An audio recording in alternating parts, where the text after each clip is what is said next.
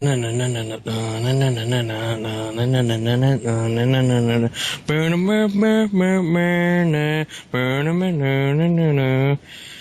Oh, that's really good. Can you do the theme from Peanuts? yeah, I can. Listen to this. We are the Peanut Man, Peanut Man, Peanut Man. We are the Peanut Man from Planet Peanut Man. I don't remember that theme. What the hell? Yeah, and I hear that I'm getting flashbacks to Pickle and Peanut, and I do not need that. You didn't even see that show. You just watched Mr. Enter's review, goddamn you. And that was enough, damn it!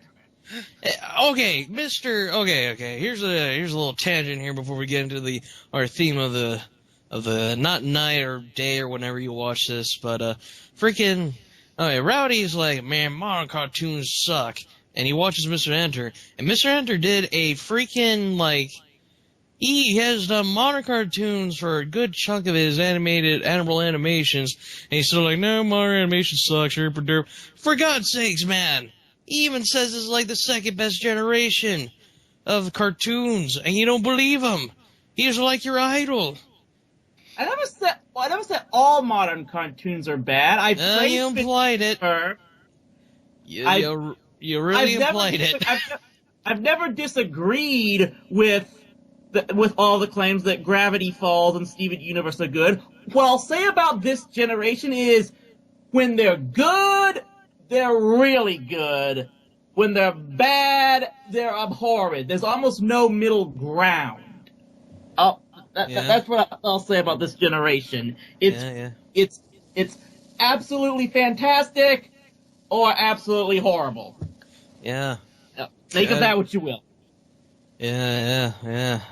Well, granted, I prefer no middle ground, because let me tell you, with age, every single middle ground cartoon eventually gets a following that claims it's good, like the Mighty Ducks. Rowdy!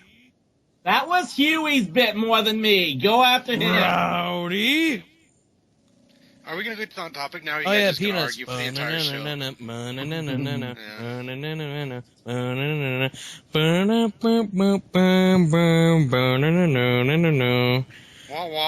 Yeah. Stop that. Like, Okay. shut the hell up, teacher. I'll do what I want. I'm a young kid on the loose. I have so much potential. Oh, shit, wait, I'm Charlie Brown. I got none. Because I'm a loser. Okay, so on the actual topic here, Yeah. did you guys watch the specials or read the comic first? Both. Yeah, it's tough call there, but I almost want to say that the TV specials came first for me for the most part. I read both the strip and the specials. Yeah. Well, it's same for me. It's far enough back in my memory, I don't recall which one I did first. I really don't, because I remember it was in the paper and reading it. I remember seeing the Christmas special very young, so... Yeah. Right. Yeah. I love that Christmas special because, well, in my opinion, it showed how to, dance like a white man. I mean, I remember, okay, it was cheap, but it still gave it character. Like, everyone just did the same move.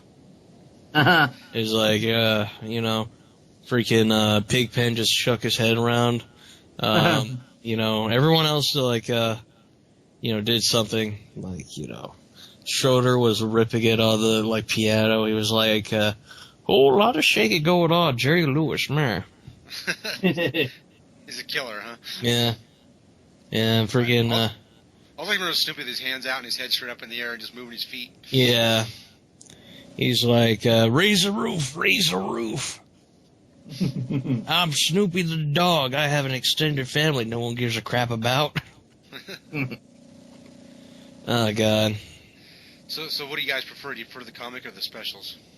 Or is that too hard a question? They're both fine. They're both equal quality. There's no real, change between the adaptation into movie form or the comics.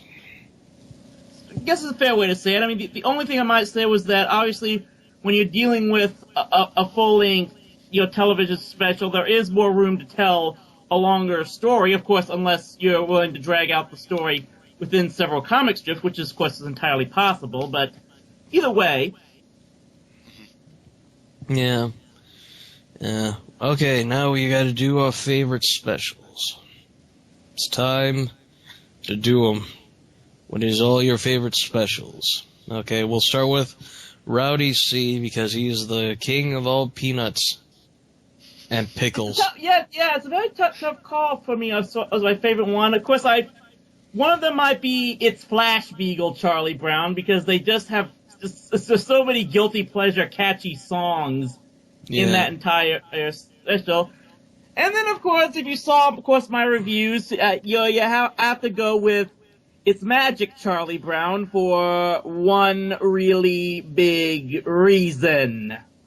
Yep. You should tell the audience in case they didn't see it. Charlie finally kicks the football. Yeah, he kicks the football, and then he punches Lucy in the face for being a bitch for so long. Well, he doesn't go that far, but... And then he curb stomps her, and he's all like, American History X, yo. Yeah, now you're kind of confusing with Family Guy. Attica. That's a completely different film that has no relation to American History X or Charlie Brown. Yeah, I have no idea why you brought that in. That was sort of out of left field. I've been bit by a radioactive Al Pacino. I will quote his films from now on. A radioactive Al Pacino, that's unnerving. At any rate. Yeah. The only one I can even remember right now is, I only remember two of them. I remember the Christmas special and He's Your Dog, Charlie Brown. Those are the only two I remember off the top of my head. And I remember the second one because we had it on a VHS, and my sister watched it so many freaking times. Yeah, nice. Very nice. It was okay, I just remember seeing it a lot of times. I remember two. I'm going to mention these.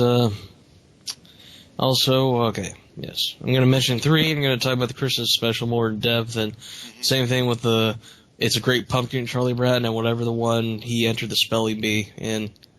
Which one was that called? I forgot. That was the movie A Boy Named Charlie Brown. A Boy Named Charlie Brown, there we go, yeah. Alright, and, okay, yeah. Also, I'll talk about the cartoon a little bit, like all the shorts and stuff.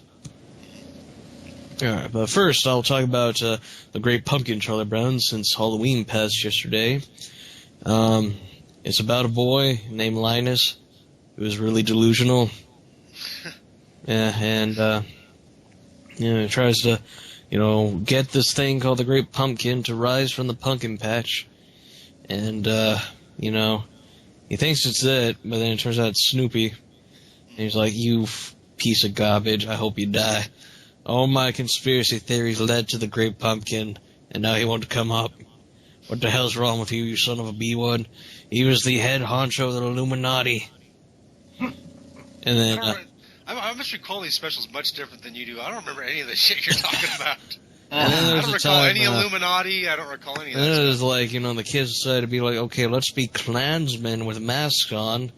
And, freaking Charlie Brown, screwed up his freaking... It's like that scene in Django where Jonah Hill screws up his eye holes in a bag.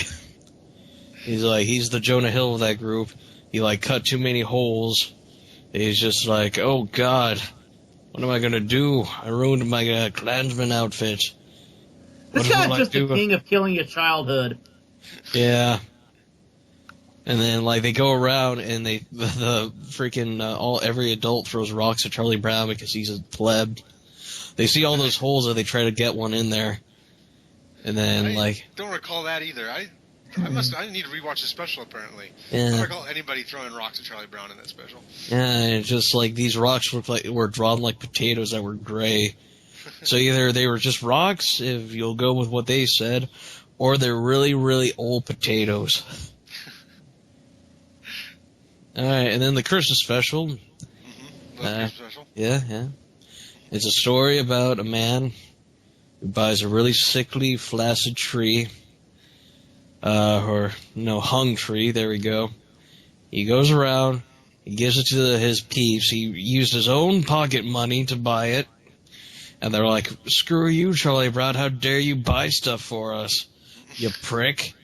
How dare you, why did you get, the $1 million, big-ass tree, why didn't you chop one down, or, help us out, why did you get this crappy tree, you pleb. You have no eye for detail. You suck. Get the hell out. I believe you're overemphasizing the points of this special once again. I think the point is that don't buy crappy trees, or you'll get yelled at. Though, to be fair, knowing Charlie Brown's luck, I would not want him to cut down a tree. Because there's a good chance it'll just fall on him.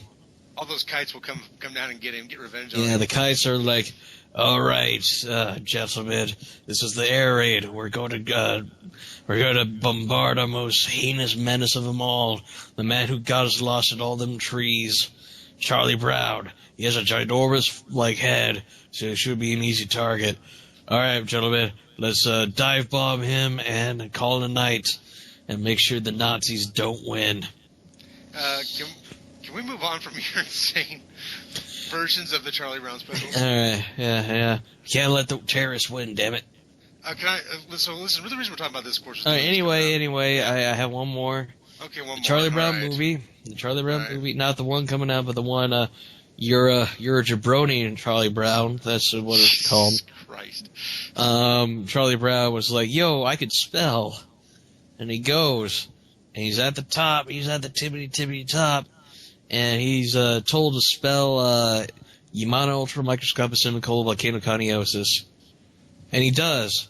But then he's told to spell beagle, and he does it. And then everyone hates him again. Because everyone in that godforsaken town's a shallow asshole.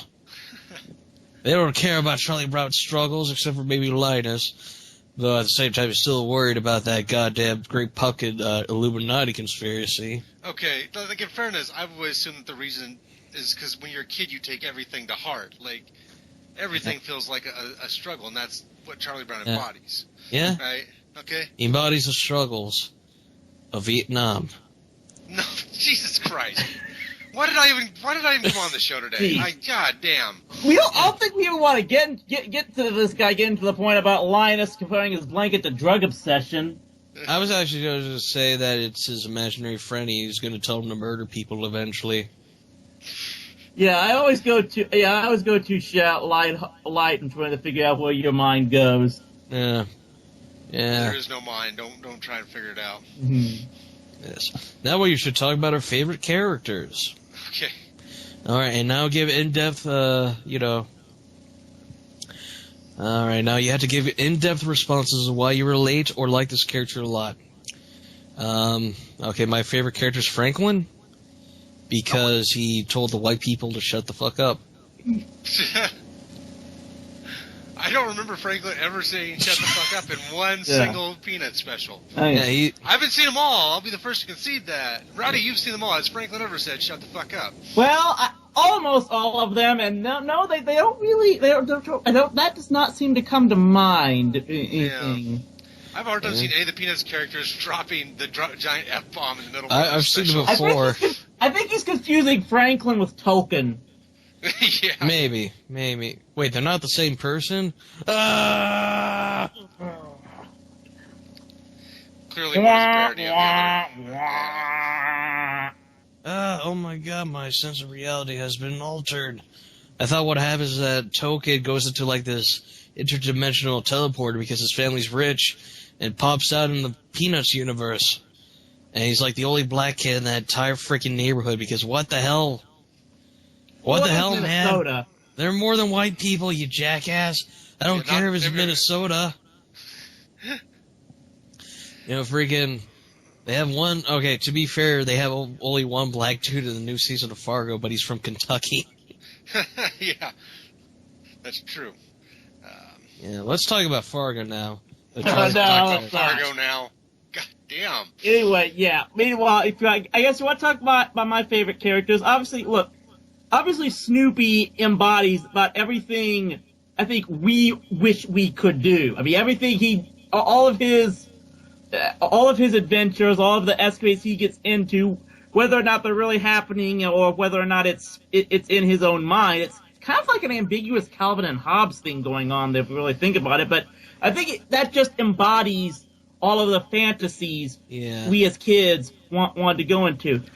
But then also, regardless of what you've said about him regarding the Great Pumpkin and stuff, I always have enjoyed Linus, not just because he's one of the few characters that shows any type of human decency toward Charlie Brown, but in later years, just the fact that he kind of represents the type of person that can show intelligence and a lot of depth, and yet he's still a kid at heart because of his, obviously his things like believing in the Great Pumpkin and needing a security blanket. It's kind of like that kind of mix, I think, that everyone sort of has deep inside. Yeah. I wanted to be Snoopy until I saw that episode of the cartoon where his asshole cousin took his love of his life and... No, this is an actual... I'm not making this up. This is an actual episode. I know you're not making it up, but yeah. Yeah, I'm like, he was in love with his poodle and his cousin from the desert with a, Spike. Yeah, I don't remember that one. I mean, I've seen 2 episodes with the poodle. Spike wasn't in either one of them. He ended up, marrying the poodle, and because Snoopy realized that, the poodle loved him more than the poodle loved Snoopy... And throughout the entire wedding, he was crying. And I'm like, ah! Yeah. She didn't run off with Spike. It was said she ran off with a golden retriever. It was some thing like that. That special I remember. Yeah. It wasn't a special. It was an episode of the cartoon. Oh, maybe they did. Yeah. Oh, that was one of the Charlie Brown and Snoopy show shorts. Yeah. Must have missed that one. Yeah, one of those, like the one where. Lucy pisses off Charlie Brown because she says, contrarian stuff to him. Snow comes from the ground, not from the sky. And, she's trying to teach Linus, Oh, no! Gee, we've lost the... apparently we seem to have facing technical difficulties, and the one person who was contributing so much entertainment special is now apparently dead and gone. Mike! Oh, he's gone again. Yeah. Mike died. I'll tell you my favorite character while he's gone. I was like Schroeder, because he's very focused, he does something extremely well, and he is the one person who seems to get the better of Lucy all the time. Oh yeah. Anyone who can get the better of Lucy is okay in my book for certain. Yeah, and that's what I always liked about Schroeder, is he would seemingly be at her mercy, and then he would just do something to completely reverse the field on her. And that was always the best gag in the specials to me. Oh yeah, Schroeder would do something to Lucy. Yep. I have returned, and okay. Yeah, I didn't finish my favorite character, you bastards. Okay, finish your favorite character real quick. Mine was Schroeder while you were gone, so I just... Okay. It's either Linus for his intelligence and his obsession with the conspiracy theory and the Illuminati. Okay. And actually, believe it or not, my other favorite character is Charlie Brown. Because, well, nobody liked him, including me. Alright, well that's illogical, so... Hey, okay, here's the thing. He's depressed all the time. He needed a friend. I was like, I could be your friend, Charlie Brown. And then he botched that spelling bee, so I'm like, you know what? Screw you, man. I remember that one episode where you were in, a triathlon, and you were in first place, and you decided to close your eyes like an a-hole, and, run off the freaking track into the parking lot. He was in a triathlon? Wow. Yeah. Freaking for a small child. Yeah. Also, he's a terrible baseball coach. I mean, my God. They win a game. Yeah, but he needs to learn how to draft. His team does seem fairly aloof. Yeah, they're and like any other team, this actually happened to me one time in elementary school, middle school, where I drafted a team of a bunch of, shitters who didn't know how to play football, and they're like, why do you suck so much? I'm like, mother, I am the head of this goddamn club. I will fire your ass on the spot. And I did. 12-year-old little Mike being the Jerry Jones of the middle school. Yeah. Look at me, you son of a bitch, when I talk to you. If you don't do what I say, I'm gonna drop kick you out of next week. Okay, so moving on from you drop kicking people, let's talk about the movie and what our expectations are of the film. Well, my expectation is this. It will be good.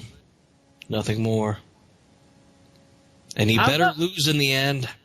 I think they're going to have something special planned that will make us at least feel good for Charlie Brown, but still be in line with with the classic strips and specials, and that's the one Yeah. good thing I've always said that's been going for this movie is the fact that Charles Schultz's kids have basically been in charge of the production, especially with writing the screenplay and everything else. I'm gonna tell you now, I don't want to sound like too much of a fanboy on this, but I'm actually wondering if I'm gonna be able to watch this and then the end and not go all Chester A. Bum with, oh my god, it's the greatest movie I've ever seen in my life! And Don't ever do that impression, you son of a B-word in that theater. Everyone will think you're a legitimate homeless man. In fact, you know what? Maybe it's almost like you want to talk about Illuminati and conspiracy stuff. It makes me wonder if they intentionally make sure that this movie comes out just 2 weeks after that god-awful Gem and the Holograms movie to raise our spirits more. Wait, people actually watch that film? I thought, like, hey, look, a brain-dead piece of crap movie based off of a brain-dead piece of crap cartoon. I think the only people who watched it were the ones who were anticipating on reviewing it and giving it a bad review. Yeah, probably. I mean, that movie cost, what, like $10 million? It only made $3 million back. My only fear with this movie is that it really won't add anything, and it'll feel like old hat. It'll be good, but it won't be anything memorable because it'll be old hat. That's I think it would at least be memorable considering like how the style of the film is. It's 3D and 2D. Oh, is it? Yeah, okay, with some of the expressions, like with the eyes and stuff, it's like 2D. And then there's like, when they're like thinking or contemplating to themselves, it's like a 2D cartoon. Right. Like with their think bubbles and stuff, so it's definitely looking at what everything. Obviously, we've seen the trailers that give the preview of Snoopy and chasing the Red Baron. So that's one example. But obviously, I think we're all looking forward to what they're going to be able to do with this new medium of 3D animation. Of course, the fact that it's being produced by the same studio that made the likes of Ice Age is a huge step in its favor as well. Yeah, but then they made the Ice Age sequels. Even the Ice Age... And Rio 2. Even the Ice Age sequels were still better than Chicken Little. Okay, Chicken Little was like the worst you could possibly get. Anyway, so Peanuts. It is a film. Or the Peanuts movie looks like a film that could make or break November. If I ever do intend to see it, because Spectre comes out the same Friday, so I might see that first. Yeah. I'll be on vacation, so I gotta admit I'll probably miss it in the theaters. Yeah, well, you'd be, if you're on vacation, what does that mean? You're not going to be a part of the show next week? Yes, which I've told you several times, but yet somehow you still don't know. I know, you just keep freaking pushing it back, god damn you. No, I told you originally the first full weekend in November, and yet somehow you still didn't. I thought you said October, that's why I was like... Oh. Well, then you just didn't listen to me, which is not I the don't problem listen either. to you ever. I know, that's the problem. It's like we do a show together, but it's just completely a useless waste of time because you don't listen to me. Alright, now I need to find a goddamn, host or guest or two...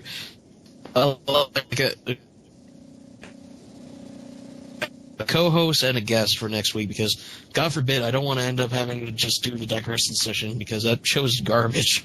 Ugh. But it's true. You can't... Okay, look into my eyes, look into my very soul, and tell me with a straight face that the digression session is a good show. Now, I've looked into your eyes and told you that a lot of stuff from the 80s were good shows. They're not. Most people agree. Most people agree that they're not that good. I mean, you'll never convince me that Alf is anything but mediocre. Some people, I guess, you just can't help. That's like most people, damn you.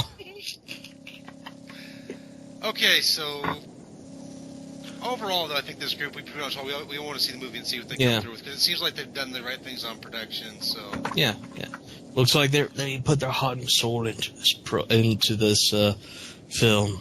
And I'll say this: maybe I won't go all Chester A. Bum on, but I will say this is the most anticipated I've been for a movie in a long time. Yeah, I asked him this. I put him into this random call I was a part of, and he was all like, He's all like, you hype for Star Wars? I'm hyped more for Peanuts, yo. I'm like, yeah. No Star Wars hype? You heathen. You damn dirty heathen. Well, I'm still trying to recover from. I mean, Peanuts didn't have a major letdown like the Star Wars prequels. I'm still recovering from that. Mister, like, the prequels were like years ago. No one cares about them anymore. But look, for what's worth, yes, the stuff like the new trailer they released, Star Wars is giving me the situation of, okay, yeah, I'll go ahead and see that. Maybe they actually will get it right now. I think it does have a lot of promise in there. So, what do you think, Mark? Huh? What do you think of Star Wars? Huh? You son of a bitch. I love Star Wars. Good. I'm going to see that one in the theater. Yeah. Unfortunately, I'm probably gonna have to see it in like the morning. No way I will be able to see it at midnight, like at all, because everyone bought those freaking tickets already. I live in a small town, so I should be able to get a matinee show on Sunday, which is probably what I'll go to see my dad. Yeah, same here. Yeah, the first 3 Star Wars movies that came out, the prequels, I saw with my dad. I will see this with my dad. So. Yeah, I'm gonna see it with my dad too. Yes. All right, so we feel Star Wars. Maybe we'll get a Peanut Star Wars crossover. How about that?